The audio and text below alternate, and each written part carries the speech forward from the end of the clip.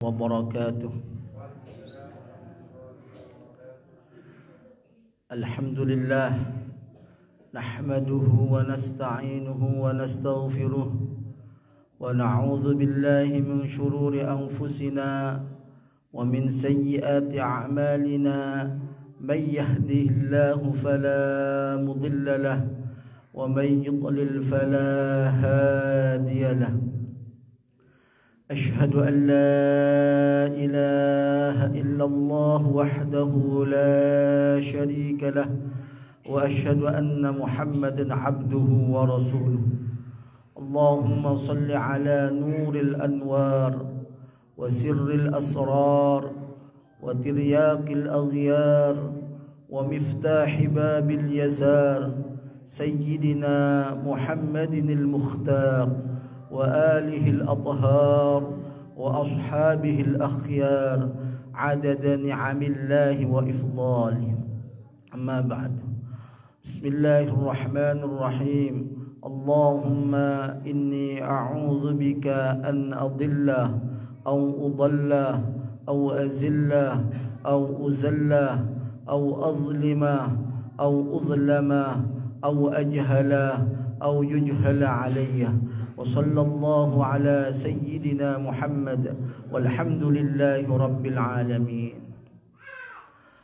Alhamdulillah, para hadirin, marilah pada malam hari ini kita senantiasa memanjatkan puji syukur kita kehadirat Allah Subhanahu wa taala, yang mana Allah Subhanahu wa taala telah memberikan kepada kita nikmat taufik hidayah sehingga kita bisa hadir di majlis yang mulia ini.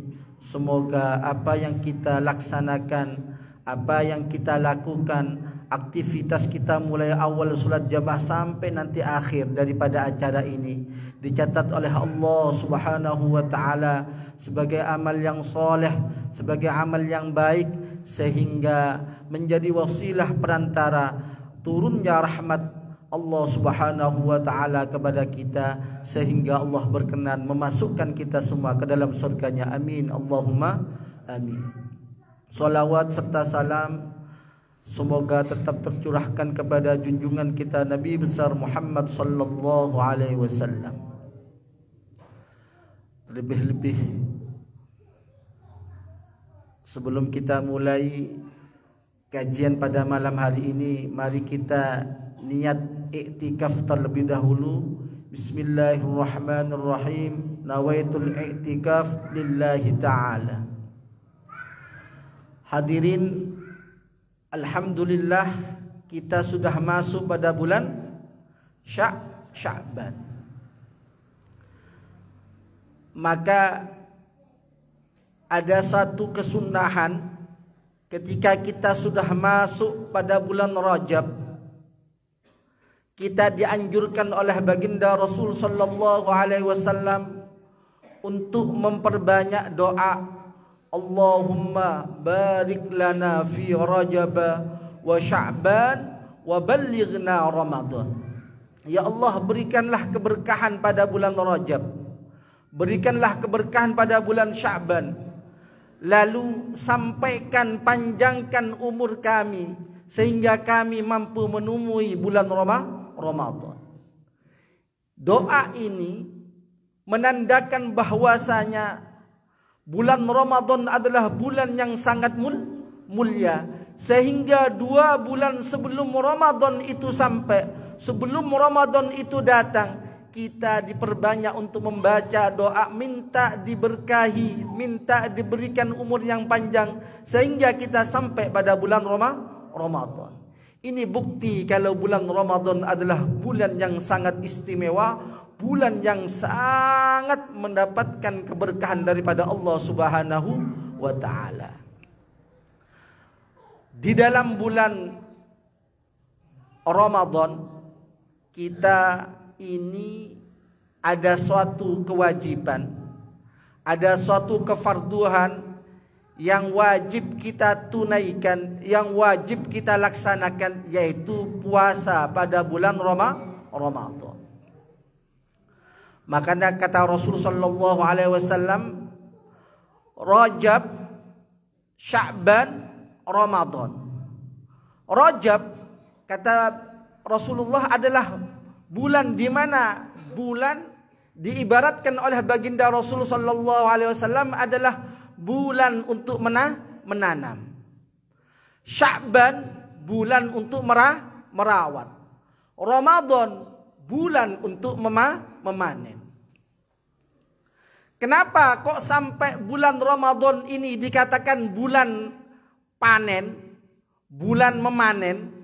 Ya karena kita ketika ingin melakukan ibadah di bulan Ramadan, tanpa kita tanam terlebih dahulu, tanpa kita ada keistiqomahan terlebih dahulu di bulan Rajab, kemudian kita jaga keistiqomahan kita sampai di bulan Sya'ban, dipastikan di bulan Ramadan aktivitas kita yang pernah kita lakukan secara istiqomah di bulan Rajab dan Sya'ban, insya Allah Allah akan berikan kemudahan, Allah akan berikan taufiknya sehingga kita bisa menambah aktivitas ibadah kita di bulan Ramadan melebihi aktivitas yang kita lakukan di bulan Rajab dan bulan Sya'ban.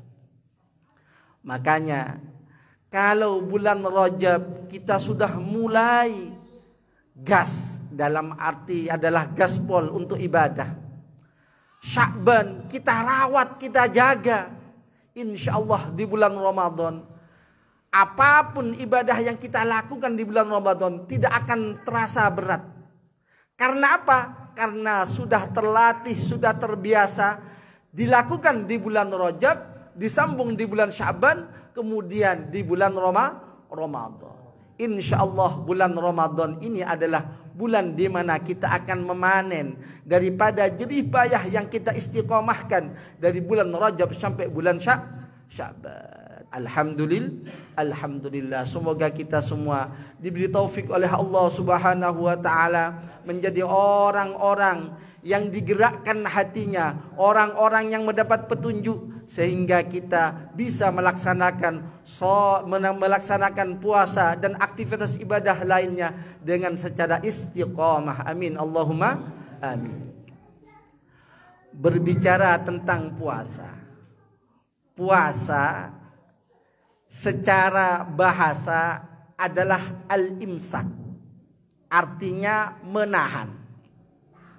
Ini menurut bahasa artinya menahan. Menurut syariat, apa puasa itu? Al-imsak an jami'il muftirat min tulu'il fajri ila ghurubi syamsi. Menahan dari segala perkara yang membatalkan puasa, mulai dari terbitnya fajar. Terbitnya fajar niku masuknya waktu subuh. Nah, ila ghurubi syamsi, sampai terbenamnya matahari, yaitu masuknya waktu maghrib. Ini yang dimaksud dengan puasa secara syariat, yaitu menahan dari perkara yang membatalkan puasa, dimulai dari terbitnya fajar sampai tenggelamnya matahari, yaitu masuknya waktu maghrib. Kenapa kok dinamakan Ramadan? Maka ulama berbeda pendapat. Ada yang mengatakan Ramadan dikarenakan huwa syahru at-tasi' min syahril arabiyyah wa huwa afdalus syuhur. Ramadan adalah satu bulan di antara 12 bulan pada bulan Hijriah yang ke-9, dan dia bulan Ramadan adalah afdalus syuhur, paling mulianya bulan. Loh, katanya bulan yang mulia itu dalam satu tahun itu ada 4. Dzulqa'dah, Dzulhijjah, Muharram, Rajab. Nggih. Lah kenapa kok di sini dia afdhalus syuhur, paling utamanya bulan. Maka dalam 12 bulan yang paling mulia adalah 4. Di antara yang 4, yang lebih mulia dan yang lebih agung di antara 4 adalah bulan Ramadan. Jadi sudah biasa Allah itu memberikan khususiyah, keistimewaan pada sesuatu itu sudah biasa. Buktinya banyak masjid di muka bumi ini, tapi ada 2 masjid yang Allah muliakan, yaitu Masjidil Haram dan Masjid Nabawi, yang tidak dimiliki kemuliaannya oleh masjid-masjid yang ada di muka bumi ini.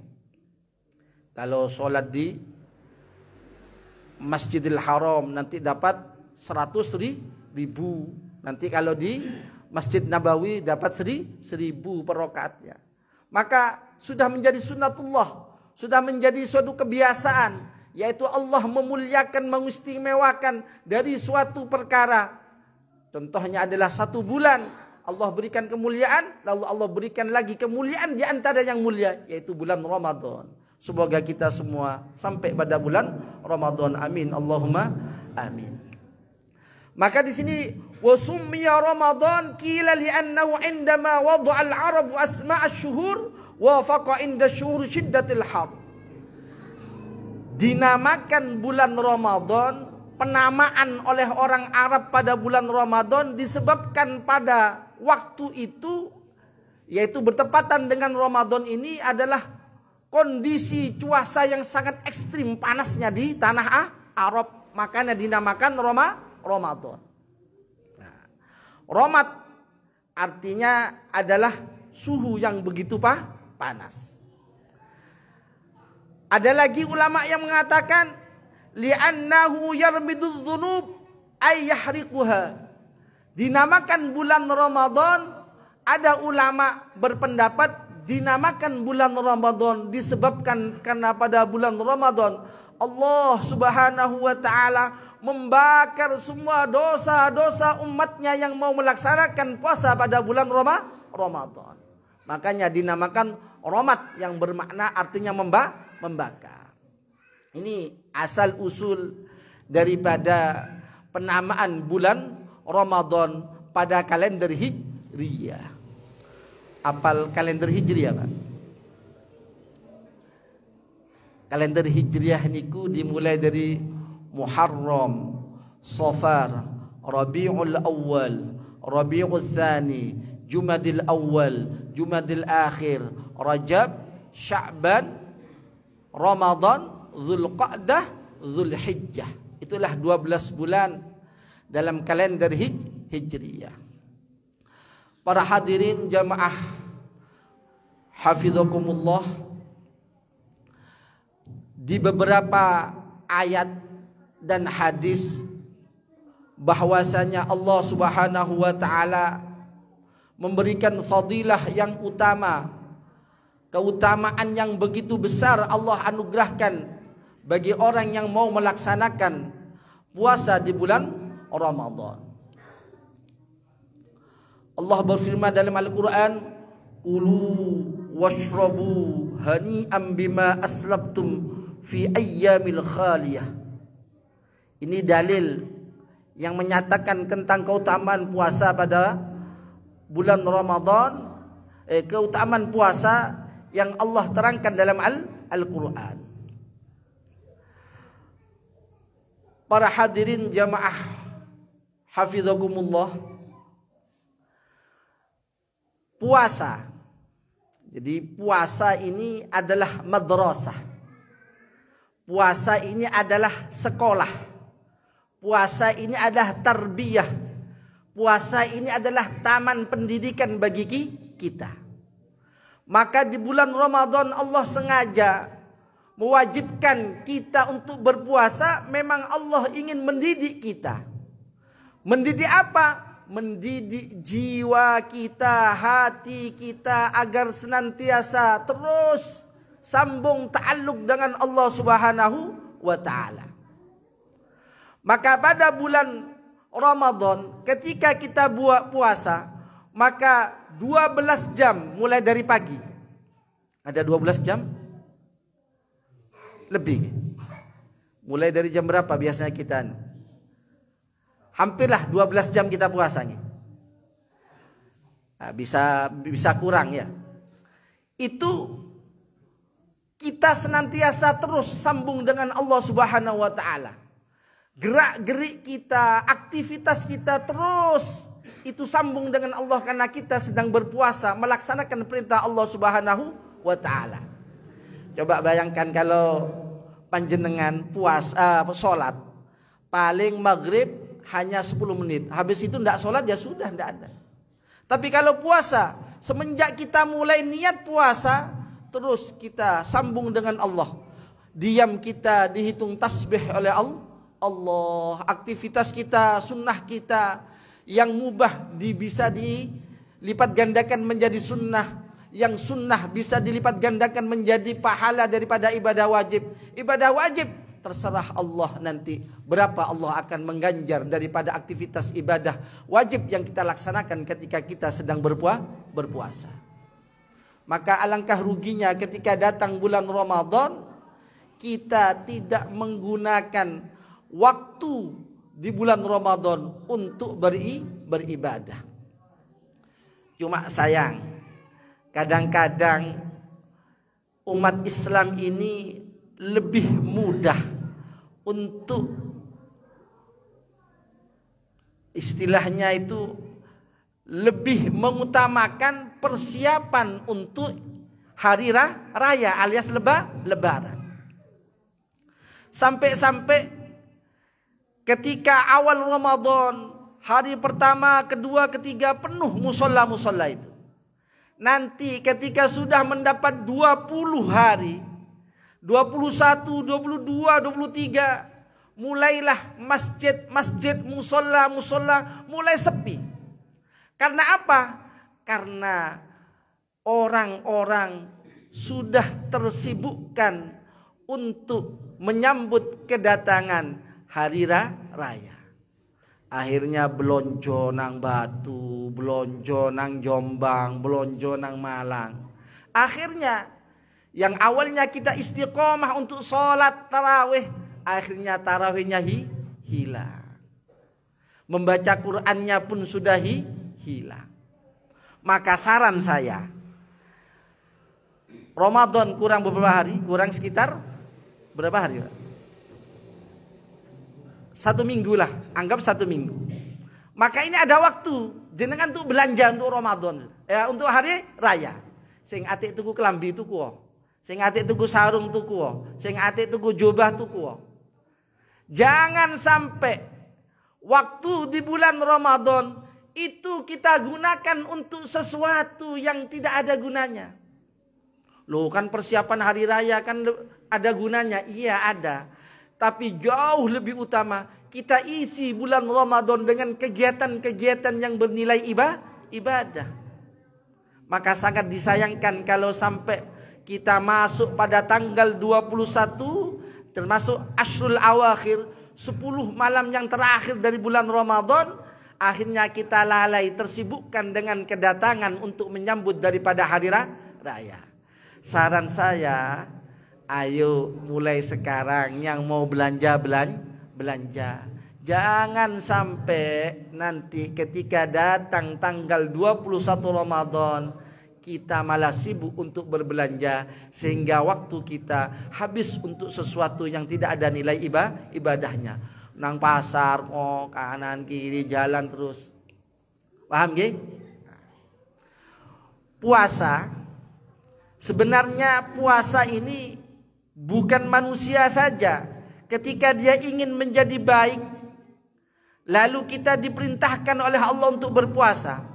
Maka hewan pun ketika dia ingin berubah bentuk, kita disuruh oleh Allah berpuasa kan ingin berubah dari kondisi supaya menjadi la'allakum takun, supaya menjadi orang-orang yang bertakwa.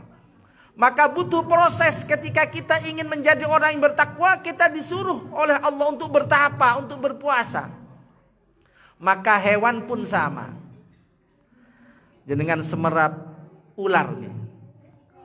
Ular niku nek badhe istilahnya membesar. Topo napa boten? Dia bertapa sampai ngelungsungi awake. Ada lagi hewan selain ular, ketika dia ingin berubah, dia pun nanti bertapa berpuasa juga, yaitu ulat. Ulat ketika dia ingin menjadi kupu-kupu yang indah, maka ulat pun harus berpuasa. Ulat pun harus bertapa beberapa hari atau beberapa minggu sampai dia berubah menjadi kupu-kupu yang indah.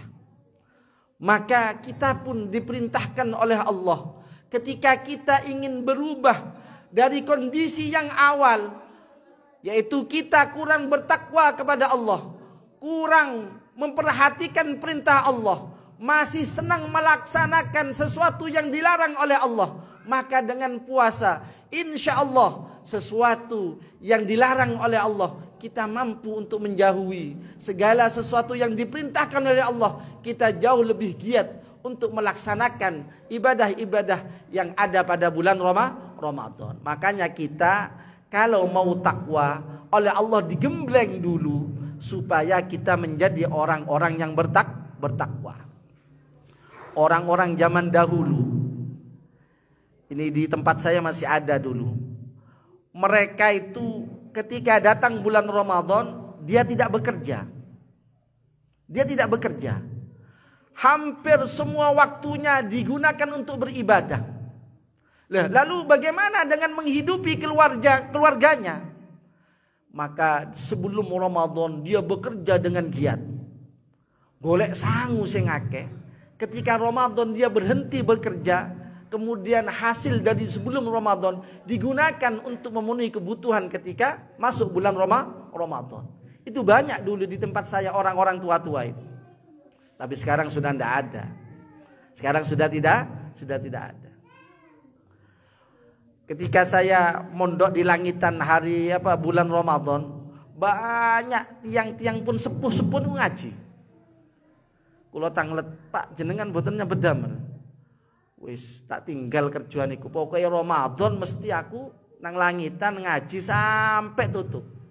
Engko poso wis oleh 29 maring ngene atik riyo aku mulih. Ini bentuk kepedulian.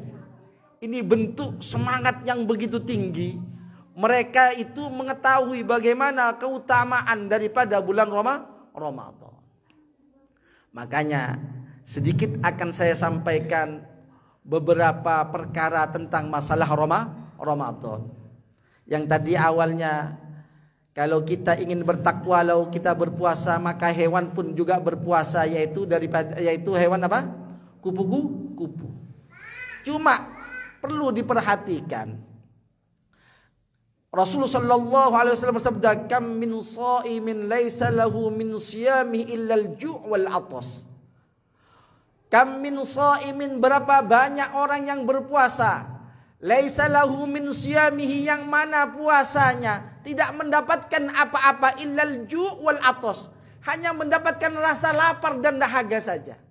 Ini warning, ini peringatan dari baginda Rasul. Berapa banyak umatku berpuasa, kata beliau, tapi puasanya hanya mendapatkan lapar dan dahaga. Maka berawal dari hadis ini, ulama membuat kitab di situ tentang masalah puasa. Jangan sampai puasa kita tidak menghasilkan pahala, akan tetapi hanya menghasilkan lapar dan dahaga. Maka perlu saya sampaikan tentang masalah puasa ini. Jadi puasa Ramadan itu wajib niat setelah ghurubus syams, setelah terbenamnya matahari. Sampai kapan? Sampai sebelum azan subuh alias terbitnya fajar. Maka saking penteri Wali Songo, maka nenek mantun sholat tarawih, biasanya kita niku moco nawa itu semoga den nggih sami. Nah, itu pentre para wali. Untuk apa? Makanya kadang-kadang dibuat pujian. Takut, khawatir jangan-jangan kita itu lupa niat ketika masuk bulan Ramadan. Karena rukunnya puasa itu dua. Satu niat, nomor dua menahan dari segala perkara yang membatalkan puasa. Sampai kapan? Dari terbitnya fajar sampai tenggelamnya matahari. Maka kata ulama, tabyitun niyah, wajib menginapkan niat.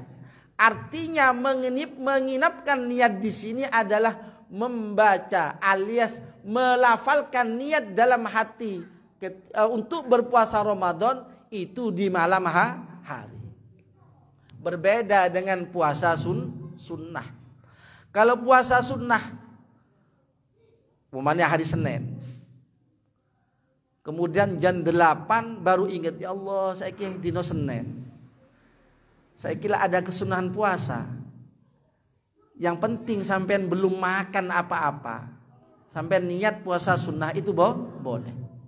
Tapi kalau puasa Ramadan, yaitu puasa wajib, maka niatnya wajib diniatkan di malam hari. Mulai kapan? Mulai maghrib sampai sebelum azan subuh.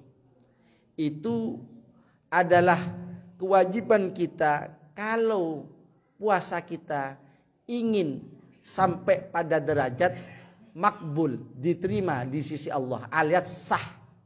Jadi kalau ibadah itu sah di pandangan syariat, maka ada peluang, ada harapan ibadah kita itu makbul, diterima di sisi Allah.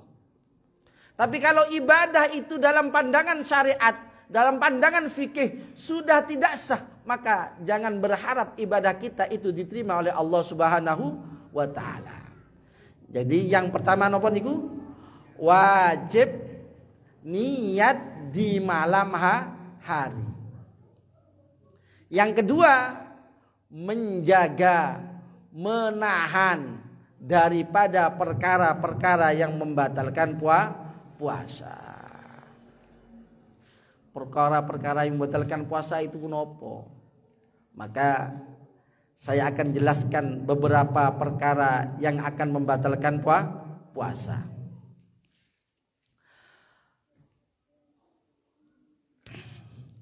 Yang pertama yang perlu saya jelaskan, perkara yang membatalkan puasa oleh ulama dibagi menjadi dua. Ada batal puasanya, juga batal pahalanya. Ini biasanya disebut dengan muftirat, yaitu perkara-perkara yang membatalkan puasa juga membatalkan pahala. Ada lagi yang disebut perkara yang membatalkan puasa, ulama menyebut dengan namanya adalah muhlikat namanya.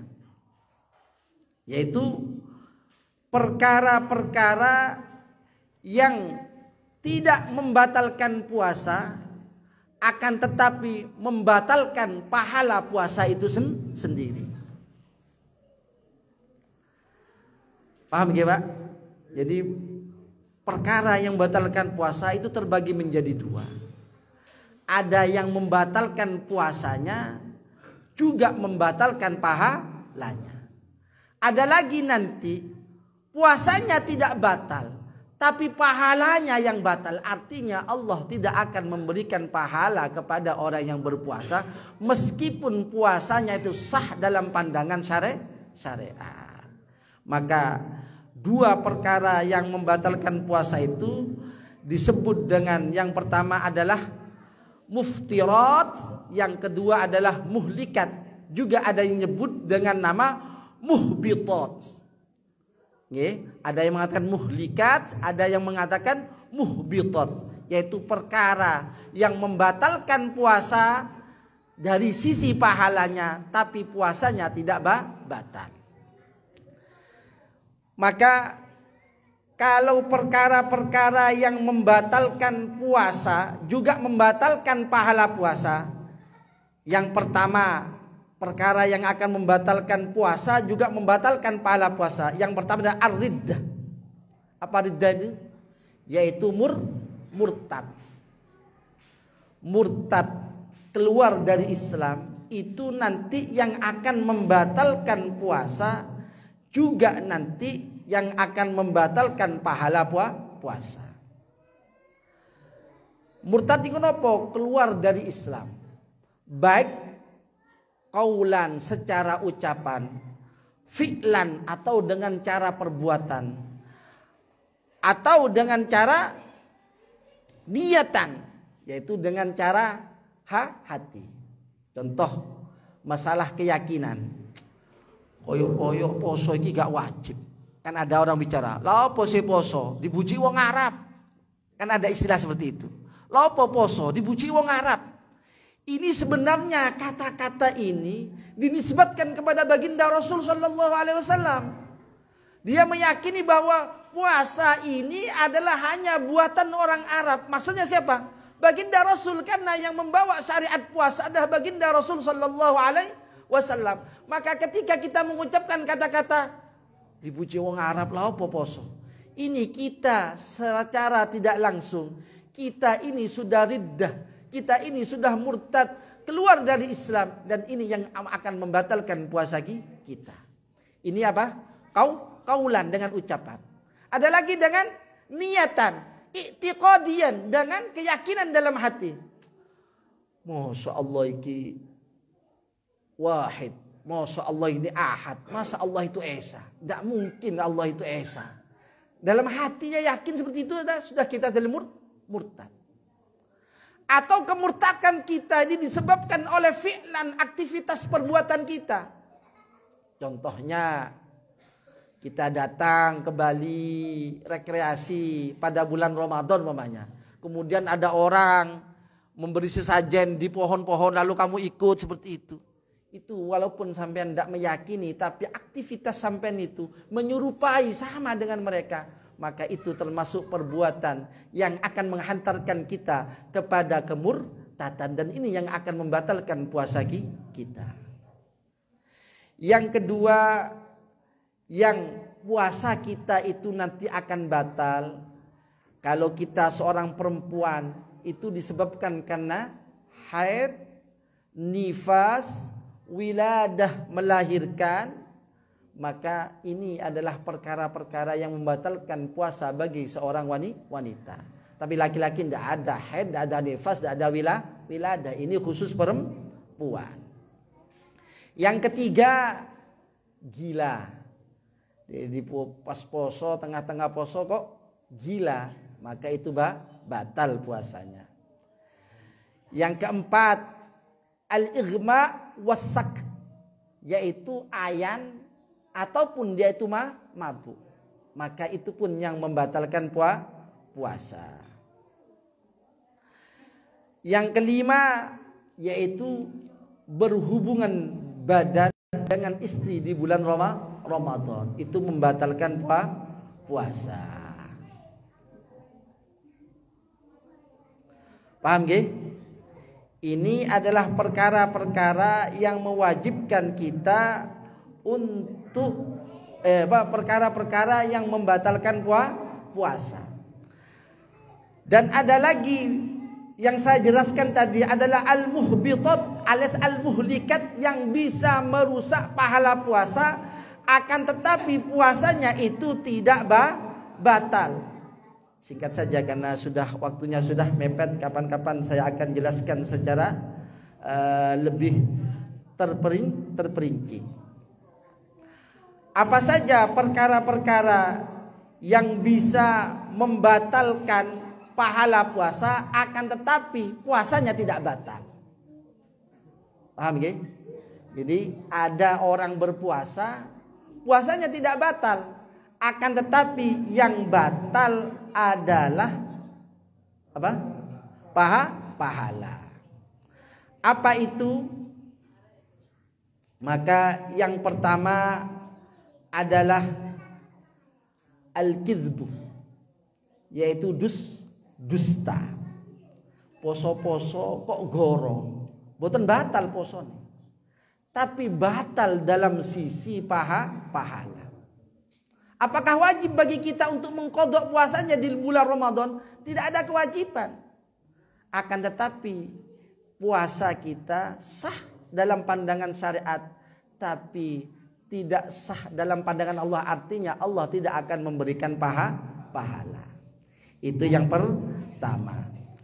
Yang kedua yaitu adu domba. Ngedu. Paham adu domba? Maksudnya adu domba ini buatan domba moro-moro didu buatan.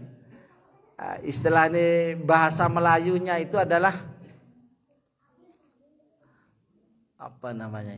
Bahasa kiasannya orang-orang Melayu itu biasanya batu panas atau apa? Adu-adu nih gitu. Ya, si A ngomong ini, ngomong nang B gak ngene. Nah, itu namanya adu-adu. Yang ketiga adalah ghibah. Napa ghibah niku? Ngerasani tiang.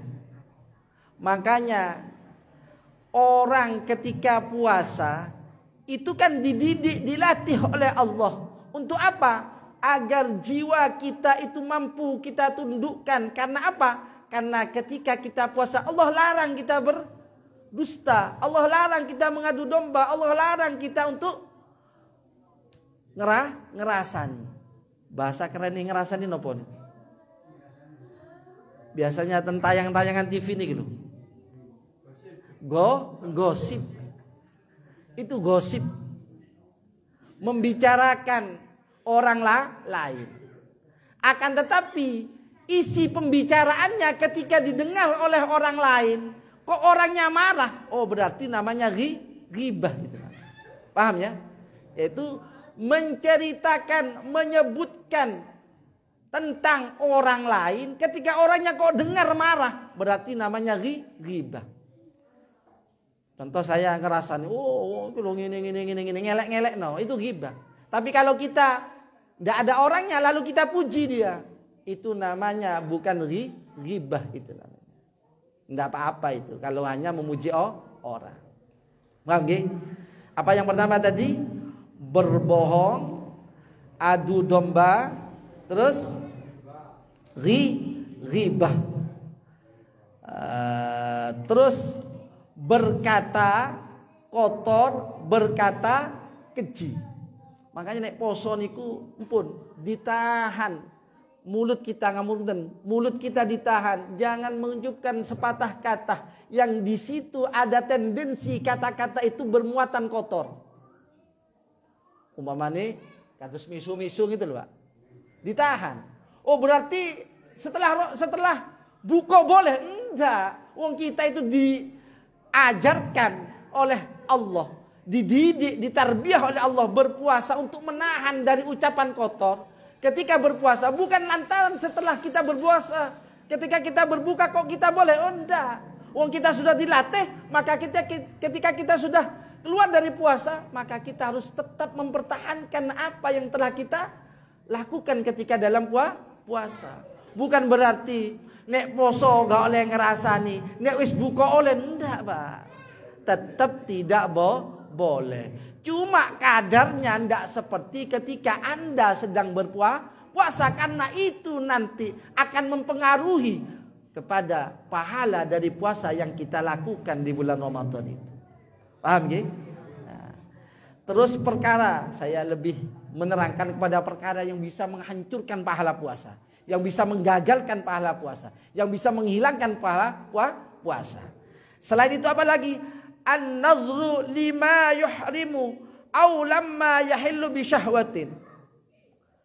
An-nadhru lima yahrum, melihat kepada sesuatu yang diharamkan oleh Allah.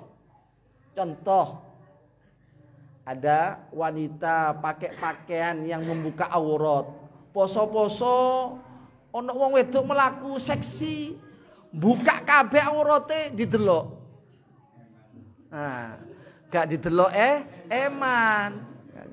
Ini biasanya wong lanang nih. Nek wong wedok jarang delok wong lanang. Wong lanang ku mesti. Karena wanita itu memang diselimuti oleh syahwat memang. Wanita itu loh, bayangannya saja membuat syahwat, apalagi orangnya. Gitu. Makanya ketika puasa tundukkan pandangan kita. Jangan sampai kita melihat kepada perkara yang diharamkan oleh Allah.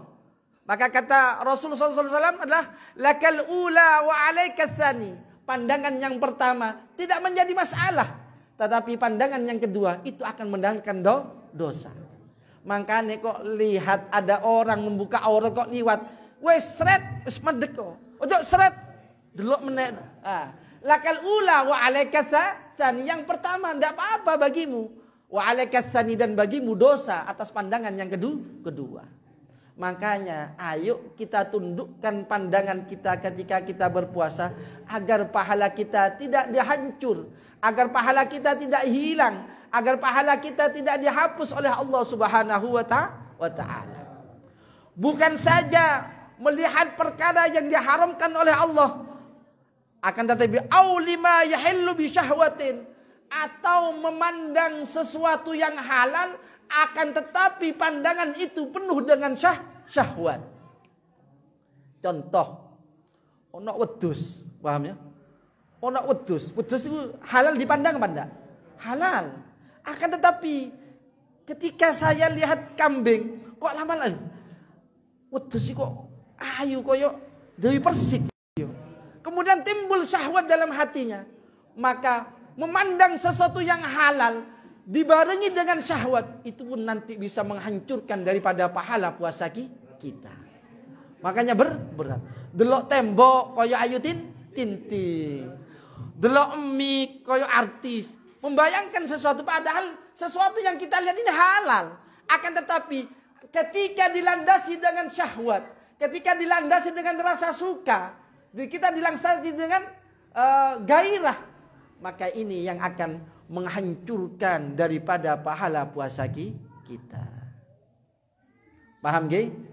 Yang terakhir daripada perkara yang bisa menghancurkan pahala puasa akan tetapi tidak membatalkan puasa adalah al-yamin al-kadzibah, ay haliful kadzib, yaitu berdusta, yaitu bersumpah dengan dusta. Contohnya, demi Allah, aku itu gak nyolong, padahal dia nyolong. Ini namanya bersumpah atas nama Allah dengan sumpah yang dusta. Maka sumpah yang diucapkan ketika Anda berpuasa, maka sumpah Anda itu yang akan menghancurkan pahala puasa itu sendiri. Demi Allah, aku gak ketok. Demi Allah. Makanya jangan mudah untuk bersumpah. Sampun lisan. Sampun.